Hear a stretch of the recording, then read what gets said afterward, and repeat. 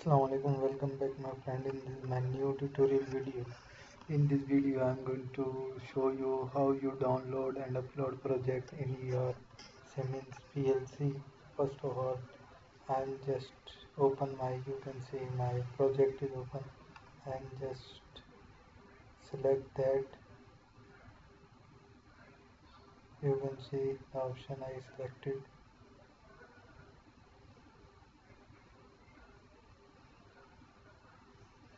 It is now opening. It takes time. I don't know why it takes time. You can see the project is opening. Now you can select it from PNIE. If you have Profinet or Profibus, you can select it from there. Your PC image interface means that your connection with your network from whichever you there. You can search your PLC, whatever. Where is your PLC? You can see. Right now it's not searching not any device. You can see failed to establish online connection. You also download it in PLC from there. You can see download to device, search a device and load it. I am going to give you later. First of all, I am just start simulating. You can see it is a start simulation and you can see that's now it is open. Failed to connection.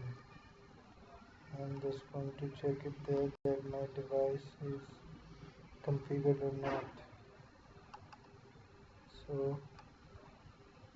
you can see there that device is configured and IP is 1.210.822. Now I'm just start simulation. You can see the simulation is started. Now it is opening. You can see it's directly download programs into the PLC and just load it and finished it. You can see there's a simulation. Now I'm going to tell you how you download. You directly download it from there.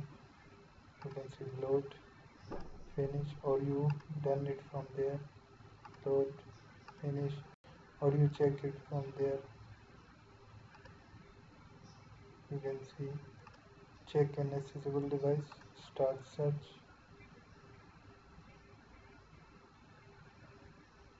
It is now searching about our device. You can see our device is there.